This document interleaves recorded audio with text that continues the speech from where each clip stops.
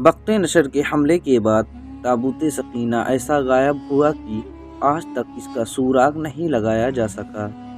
539 قبل مسیح میں ایران کے پہلے کشرا شار صدیق گریٹ نے بابل کو فتح کیا تو اس نے یہودیوں کو اپنے وطن واپس جانے کی اجازت دے دی۔ چنانچہ جب یہودی بیت المقدس واپس آئے تو انہوں نے ہیکل سلیمانی کو دوبارہ تعمیر کیا۔ 63 قبل مسیح میں رومائی جنرل پومپائی دی گریٹ نے ہیکل سلیمانی کو ایک مرتبہ پھر تباہ و برباد کر دیا، لیکن چند سال بعد ہیرڈ اعظم کے دور میں ہیکل سلیمانی کو پھر سے تعمیر کروایا گیا۔ 70 عیسوی میں جب رومی شہنشاہ ٹائٹس یروشلم شہر میں داخل ہوا تو اس کی فوجیں نے ہیکل سلیمانی کو جلا کر راکھ کر دیا اور یہودیوں کو چن چن کر مارا۔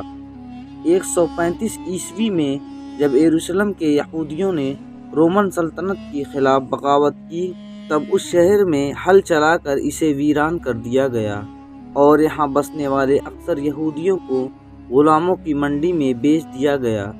یہودیوں سے نفرت کی بنا پر رومن باشندوں نے ہیکل سلیمانی کی جگہ پر کوڑے کرکٹ کے ڈھیر لگا دیے۔ رومن عہد میں ہیکل سلیمانی اور یہ شہر اسی طرح کئی صدیوں تک کوڑے اور غلاظت کی ڈھیروں میں ڈوبا رہا۔ 638 عیسوی میں مسلمانوں کے دوسرے خلیفہ حضرت عمر فاروق رضی اللہ تعالی عنہ کے دور میں مسلمانوں نے رومن امپائر کو شکست دے کر بیت المقدس فتح کیا تو اس وقت یہاں یہودیوں کا کوئی معبد نہ تھا۔ حضرت عمر رضی اللہ تعالی عنہ کے حکم سے یہاں ایک مسجد تعمیر ہوئی، یہی مسجد مسجد اقصی کہلاتی ہے۔ اس سادہ سی مسجد کی تعمیر کے تقریباً 50 سال بعد اموی خلیفہ عبد الملک بن مروان نے 691 عیسوی میں مسجد اقصی اور قبۃ صخرہ کی بنیاد اٹھائی۔ عربی میں قبۃ کا مطلب گنبد اور صخرہ کا مطلب چٹان ہے، اسی لیے مسیحی اور یہودی قبۃ صخرہ کو ڈم آف راک کہتے ہیں۔ دنیا کے 3 بڑے مذاہب اسلام، عیسائیت اور یہودیت کے لیے یہ چٹان انتہائی تقدیسیت کی حاصل ہے۔ 1099 عیسوی میں پہلی جنگ کے بعد جب صلیبیوں کا بیت المقدس پر قبضہ ہو گیا تو انہوں نے مسجد اقصی کی بہت زیادہ رد و بدل کیا۔ مسجد اقصی کو ایک ہاسٹل کی شکل دے کر یہاں کئی کمرے بنا لیے اور اس کا نام معبد سلیمانی رکھا۔ انہوں نے مسجد کے اندر اور مسجد کے ساتھ ساتھ ایک گرجا گھر تعمیر کر لیا۔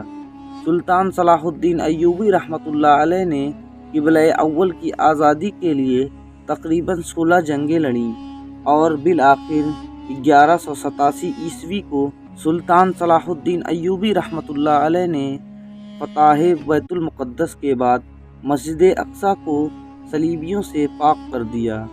اس کے بعد ایک کے بعد ایک 4 صلیبی جنگیں لڑی گئیں، لیکن صلیبی بیت المقدس پر قبضے کا خواب کبھی پورا نہ کر سکے۔ 1229 عیسوی میں مملوک حکمران القامن نے بغیر لڑے بیت المقدس کو جرمنی کے بادشاہ فریڈرک II کے حوالے کر دیا، لیکن صرف 15 سال بعد 1244 میں سلطنت خوارزم نے یہ شہر دوبارہ فتح کر لیا، جس کے بعد اگلے 673 سالوں تک یہ شہر مسلمانوں کے پاس رہا۔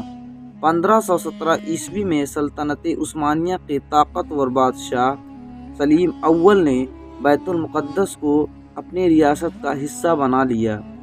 1517 عیسوی سے لے کر 1917 عیسوی تک یہ شہر عثمانی سلطنت کا حصہ رہا۔ عثمانی سلطنت نے اس شہر میں بے شمار تعمیرات کی، شہر کے گرد دیوار تعمیر کی، سڑکیں بنائی اور ڈاک کا نظام قائم کیا۔ 1892 عیسوی میں یہاں ریلوے لائن بھی بچھا دی گئی۔ عثمانی عہد میں یہودی بھی ایک آزاد ریاست کی بہت کوششیں کی، البتہ سلطان حمید ثانی نے ان لوگوں کو ایسے کسی بھی اقدام سے باز رکھا، یہاں تک کہ سلطان عبدالحمید ثانی کی معزولی اور جلا وطنی کے بعد بالآخر 11 دسمبر 1917 کو برطانوی جرنیل LNB نے اس وقت کے کمزور عثمانیوں کو شکست دے کر بیت المقدس پر قبضہ کر لیا۔ تمام مغربی دنیا کے اخباروں نے اس فتح پر جشن منایا۔ جنرل NLB کے قبضے کے بعد یہ شہر 3 دہائیوں تک برطانیہ سلطنت میں شامل رہا اور اس دوران یہاں دنیا بھر کے یہودی یہاں لا کر بسائے گئے۔ 29 نومبر 1947 میں اقوام متحدہ نے فلسطین کے تقسیم کا منصوبہ منظور کیا، جس کے تحت نہ صرف فلسطین بلکہ بیت المقدس کے بھی 2 حصے کر دیے گئے، جن میں سے مشرقی حصہ فلسطینیوں کا جبکہ مغربی حصہ یہودیوں کے حوالے کر دیا گیا۔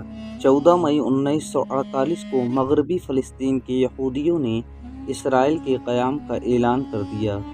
اس دھوکے بازی کے خلاف تمام عرب ممالک متحد ہوئے اور انہوں نے مل کر اسرائیل پر حملہ کیا، لیکن انہیں اس جنگ میں شکست ملی۔